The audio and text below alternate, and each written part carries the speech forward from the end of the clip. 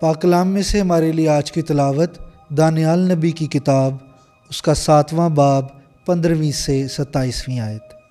تب مجھ دانیال کی روح مجھ میں غمگین ہوئی اور میرے دماغی رویتوں نے مجھے بے قرار کر دیا۔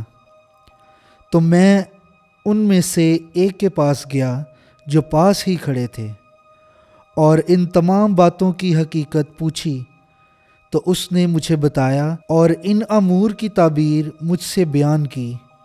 یہ 4 بڑے بڑے حیوان 4 بادشاہ ہیں جو زمین پر برپا ہوں گے۔ پھر حق تعالیٰ کے مقدسین سلطنت لے لیں گے اور ابد تک بلکہ ابدالآباد تک اس کے مالک ہوں گے۔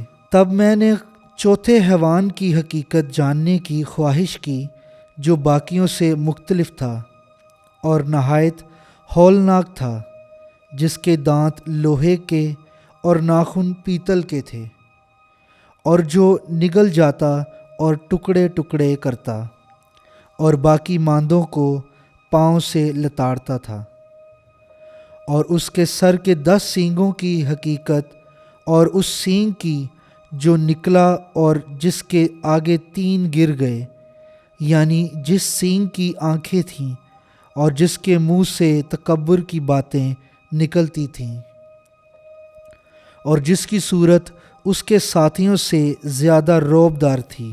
میں نے دیکھا کہ وہی سینگ مقدسین سے جنگ کرتا تھا اور ان پر غالب آتا تھا، اس وقت تک کہ قدیم الایام آیا اور حق تعالیٰ کے مقدسین کا انصاف کیا گیا، اور میعاد آ پہنچی کہ مقدسین سلطنت کے مالک ہوں۔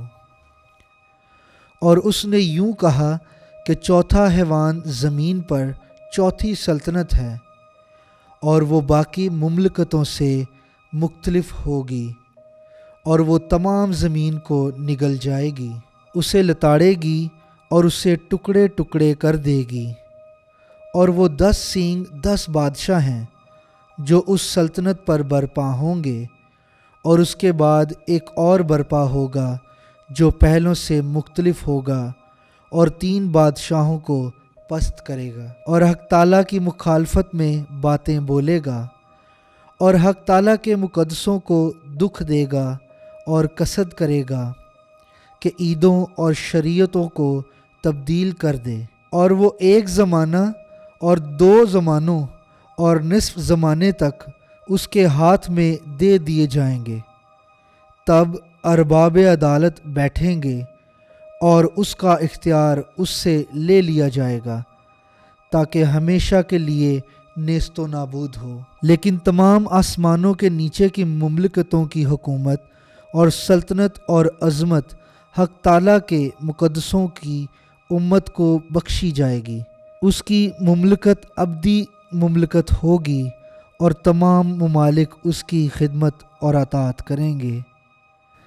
پاک کلام کے پڑھے اور سنے جانے پر خدا کی برکت ہو، خدا کا شکر ہو۔